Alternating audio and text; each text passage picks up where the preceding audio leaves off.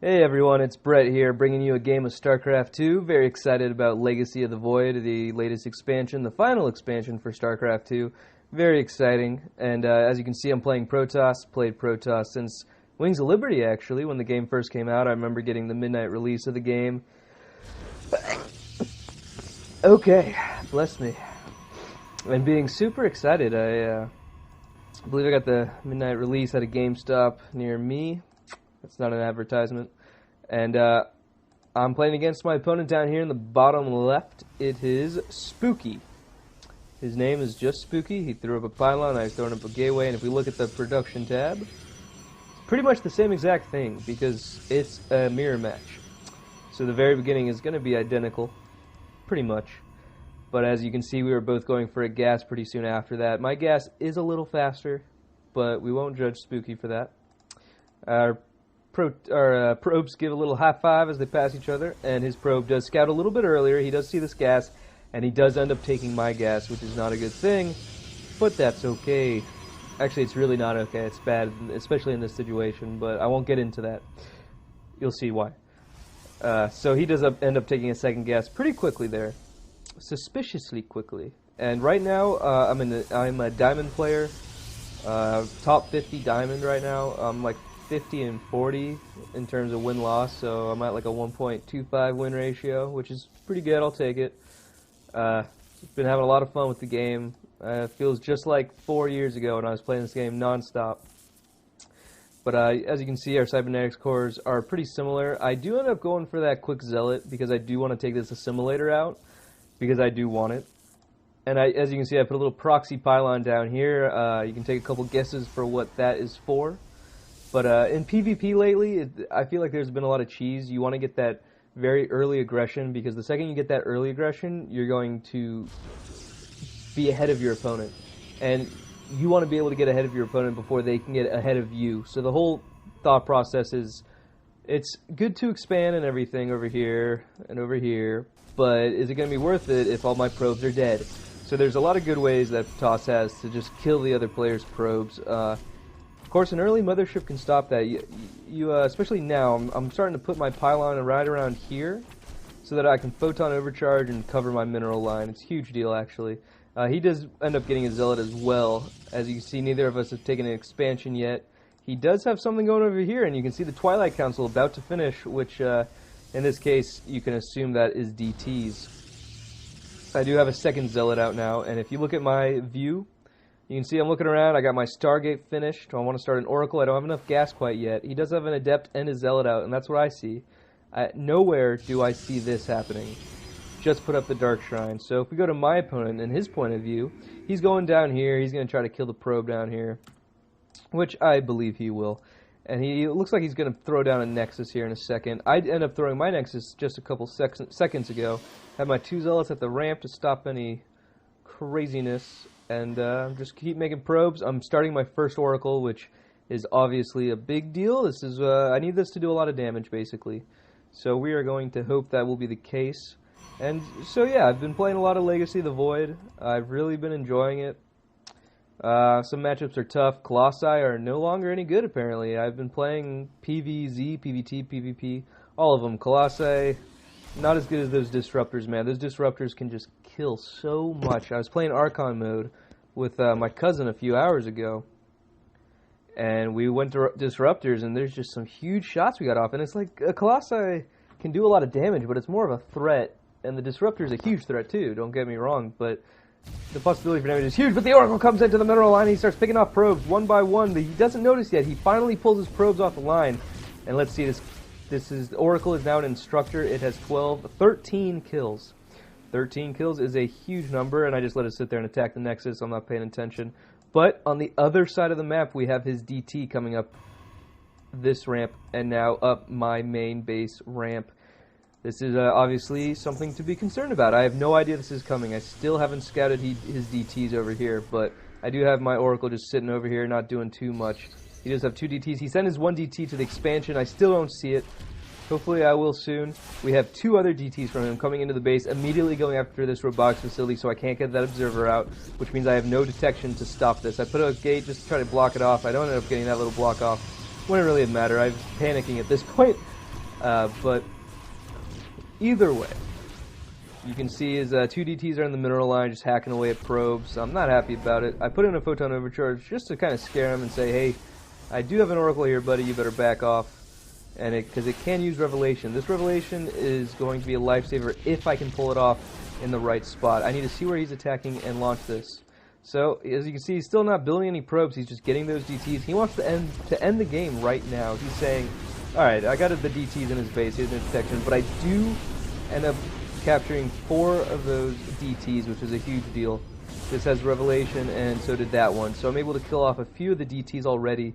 This one still has revelation on it, so I need to kill this before that ability finishes, or I won't be able to see them. Obviously important if I want to kill them, but he does have this other DT. He's not smart enough to know it's not revelated, so... Revelated, I'm hoping that's a word. He's hoping that's not revelated, so that... Like, he doesn't realize that. He could move this back to the natural, he can move it wherever he wanted to. But as you can see, I say, okay, I gotta get another oracle out. This is the only way I can really win this game at this point. I've got no probes, really. Let's look at our units tab. I have the oracle, 2 phoenixes, a single probe still alive. I don't even know where this probe is. Where is that probe? Oh, there it is. Alright, so we have one little baby probe sitting here. Poor guy. Yeah, he just got killed. Okay.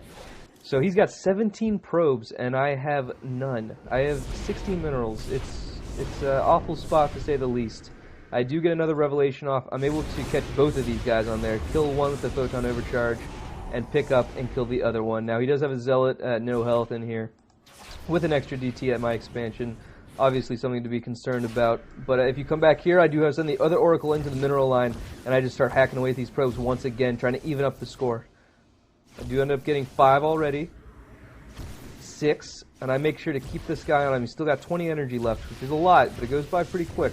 10 kills, 11, 12, 13, 14, and 15.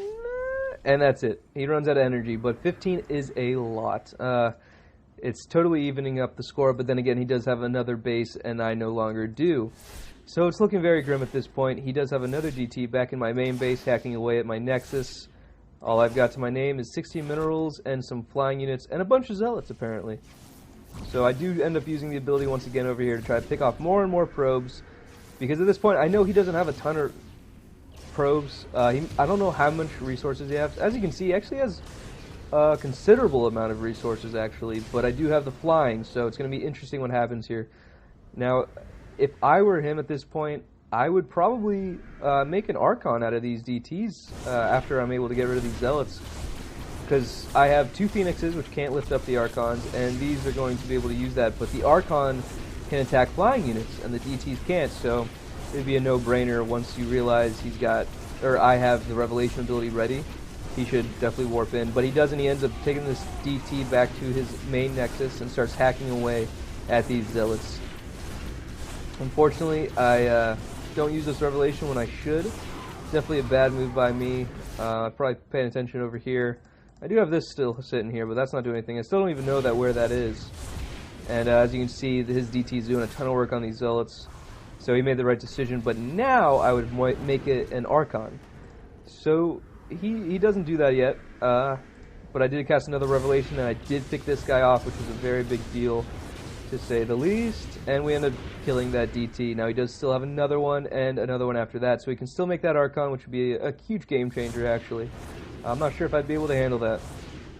So it's a very tense game at this point. As you can see, I got 2 Phoenixes, 2 Oracles, and a Mothership. This is my entire supply, minus his probe. There we go, that's my entire supply. His entire supply consists of 3 Dark Templars, 1 Zealot, and a single probe. The single probe might get killed off right here. No, okay, what are you doing, Brett? So I do let this guy go back and forth. I'm waiting for the energy to fill up on these Phoenixes. I'd like to kill him. Oh, I do end up warping back at the last second to get these DTs. I have Revelation available, so I'm able to use it if I need to. Now, he does split. It's a very good decision by him. He's splitting up these DTs, so I can't get them all. I do end up getting 2 out of 3, which I'm very happy about at this point. I end up catching that one. Do end up killing it. This DT I still need to be able to get to. He does send the Adept and the Zealot in, so he's kind of saying, alright, let's kill him off right now while I still can.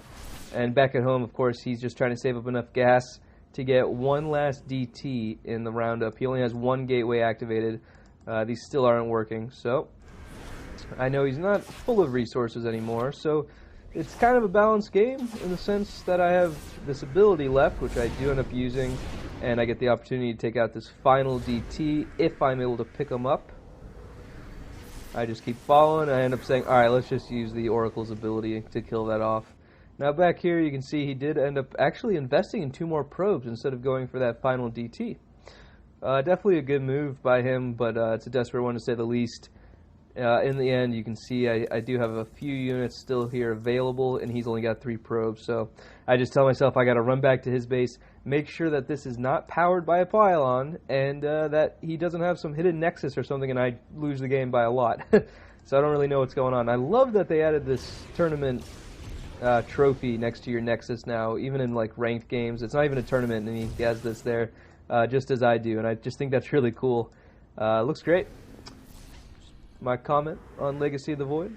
So basically, he's got nothing. I would like to use my 60 minerals left to build a probe, but this entire game I've saved that 60 minerals in case he's gotten down to this last second situation where I need to. And he says, okay, we're just stalemate, right? We both get a win. I say, I don't think so. I'm very direct with him. I'm scared out of my mind because I don't know what's about to happen. He could have some DTs going in my base right now. I'm still not fully aware. I do have a good idea, though. Start twirling my phoenixes around after he says that. I just tell him, no, I win. I'm very rude to this guy, but he was a nice player. He said it's going to take forever, but I told him, hey, this is where you GG. That's what you do in a Starcraft game. You don't just let it go like this.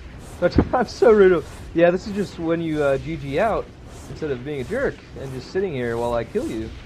And, of course, he is nice enough to accommodate my bad manners, and he says, yeah, I won't be a dick, and throws out the GG and quits. So PvP, there's a lot of crazy strategies going on with a lot of early aggression. Some adepts might be a good opportunity to use that, some warp prism play, but overall it's a very interesting matchup. I'm curious to see how all the matchups end up developing over the next year, and I will definitely be producing some more StarCraft content.